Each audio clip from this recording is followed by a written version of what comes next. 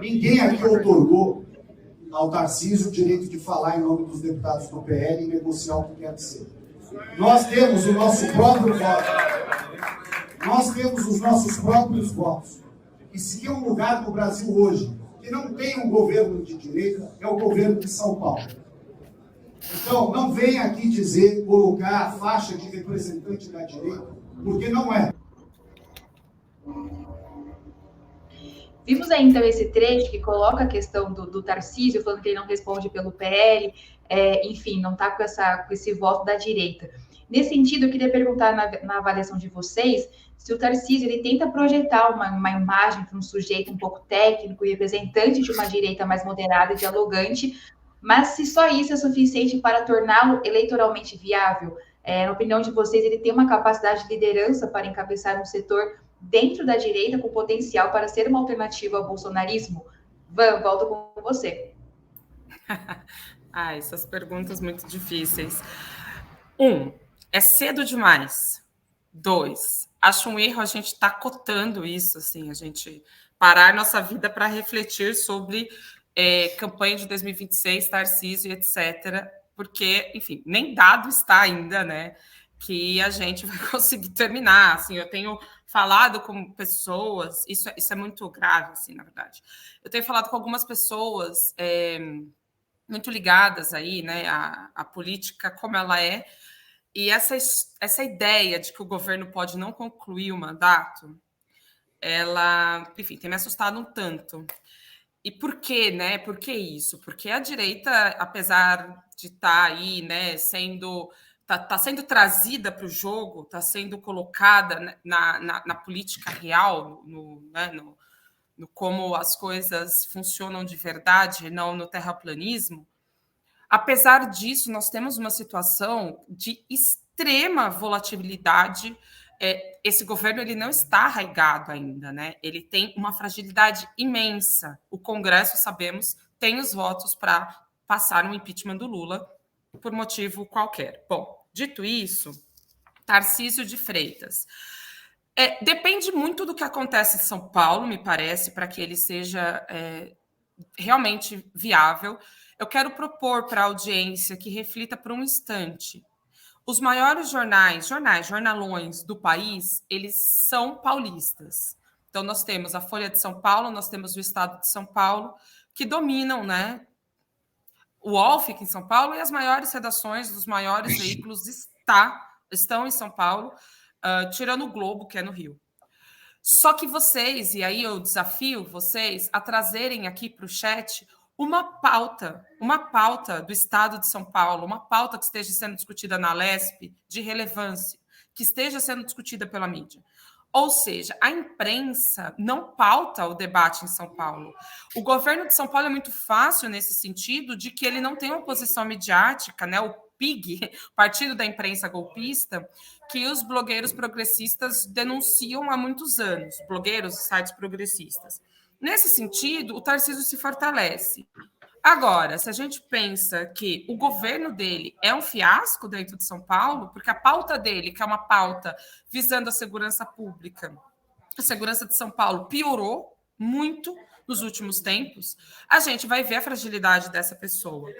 Outra coisa, o Tarcísio ele não tem compromisso com o Bolsonaro, e ele disse já isso, se não me engano, em dezembro do ano passado. Não tem compromisso com o Bolsonaro. Ele realmente não tem. Essa questão de ser técnico, ele vai muito no quem dá mais. Então, o Bolsonaro o elegeu, mas ele não tem compromisso com o bolsonarismo. Ele pode muito bem se alinhar aí mais ao governo Lula e ajudar em debates importantes e vitórias para ter um bônus político. Então, ele é muito importante, ele tem tido um destaque internacional, ele tem conseguido se nacionalizar no debate político, isso é muito importante, e termino já, juro, coisa que o Zema tem dificuldade de fazer, que é se colocar no debate nacional. O Tarcísio consegue, o Leite não consegue, não conseguiu. Então, isso é preciso a gente ficar de olho. Mas ele não passaria, se a gente realmente fizesse um escrutínio sério e uma cobertura séria do que acontece aqui no nosso estado. Eu moro em São Paulo, né? Mas não temos um debate sério sobre isso, o que é gravíssimo. Perfeito, Van. Genuíno, passo para você.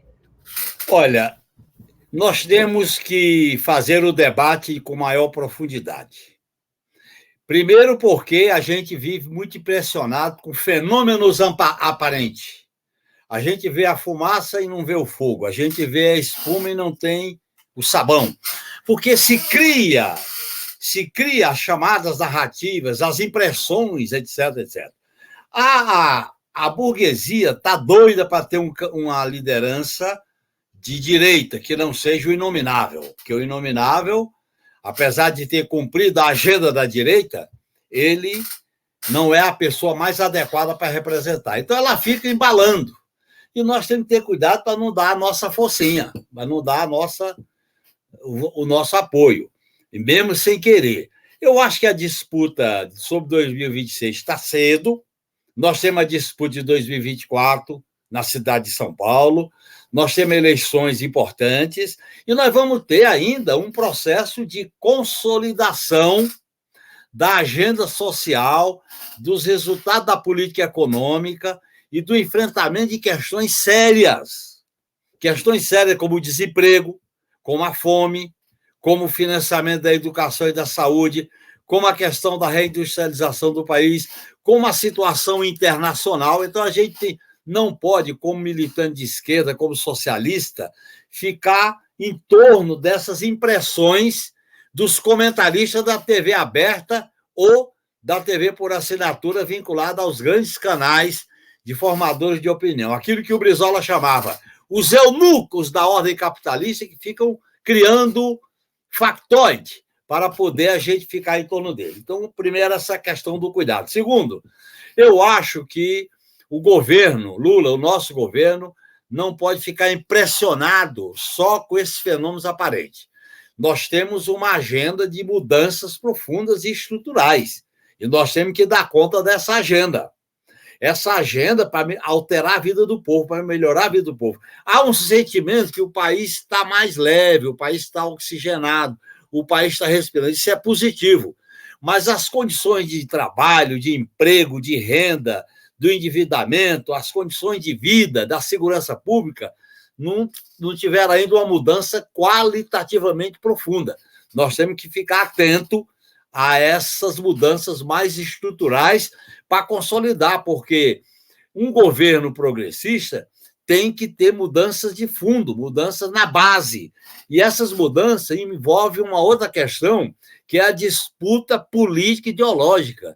O nosso governo está fazendo pouca disputa. Os partidos que sustentam o governo, particularmente o PT, não estão fazendo a disputa como deve fazer. A disputa política, a disputa do conflito, a disputa da polarização, a disputa para ganhar corações e mentes para o nosso projeto democrático e popular diante dessa crise que está. Nós estamos vivendo um alívio, mas ela não foi ainda enfrentada de maneira consequente e estrutural. Conde, passo para você. Vamos lá. A gente já sofreu tanto nesse país, né? Os últimos 10 anos aqui só um sofrimento atrás de outro. A gente foi subestimando a direita. Vou perpassar esse caminho aqui só para tentar entender um pouco esse alerta permanente do Genuíno, que é muito importante. A gente subestimou, não acreditamos que ia ter golpe, não acreditamos que o Lula ia ser preso, foi preso, e ficamos nessa ciranda de subestimar a direita. Quando a gente aprendeu a não subestimar a direita, a gente começou a entender um pouco melhor o jogo, que nos levou, mais uma vez, a vencer uma eleição aí com esse movimento PT se reorganizando. Só que agora a gente não pode superestimar a direita também. Eu acho que esse é um ponto que eu gosto muito de trazer esse tema, bater nessa tecla, né? A gente vê a direita desorganizada. É uma coisa comovente até. Tem uma manchete aqui que acabou de sair no Diário do Centro do Mundo. Bolsonaro ficou constrangido e ligou para Tarcísio após a briga, dizem aliados. É claro que esse mundo da fofoquinha, do bastidor, não resolve o problema do povo com fome. A gente vai ficar falando aqui do Tarcísio, vai ficar falando, o Tarcísio é um bom candidato, ele se enquadra no perfil de um candidato da Globo, da direita? É claro que se enquadra. Ele se enquadra. Ele é o Bolsonaro Nutella, né? Já estão chamando ele de Dória também, o Tarcísio, né? Traidor e não sei o quê. Ele tem esse perfil. Aliás, o Haddad conversou muito lado a lado com o Tarcísio, deu entrevista junto com o Tarcísio. Quer dizer, o Tarcísio foi, nessa aprovação da reforma tributária, ele foi trazido para o centro do debate público agora no Brasil, e eu entendo que o bolsonarismo está proscrito, ele não vai ter chance. Eu não vejo condições da extrema-direita assustar. Até porque o Lula está fazendo um bom governo e os próprios setores da direita mais fanática, eles entendem que o Lula fazendo um bom governo não tem para ninguém em 2026. É cedo para discutir 2026? Eu acho cedo, mas o Lula começou a falar agora, já que ele deixou de descartar que ele seria candidato. Então, eu acho que a gente tem uma posição forte nesse momento, evidente, o Brasil é vocacionado para o golpe, né? Aliás, a América Latina toda é vocacionada para o golpe. Se bobear o mundo inteiro, né? Tirando a China.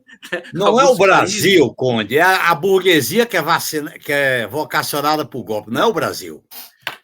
Não, eu estou falando, mas enfim, aí a gente faz as inferências no correr do discurso. É claro que eu estou falando da burguesia, é claro que eu estou falando das elites brancas, claro que eu estou falando das mídias hegemônicas e tudo mais. É vocacionado. Esse pessoal que está lá no Congresso, a primeira brisa que der, trai o Lula, puxa o tapete, traz o impeachment. Mas a conjuntura agora não me parece favorável para esse tipo de movimento. Perfeito, Conde.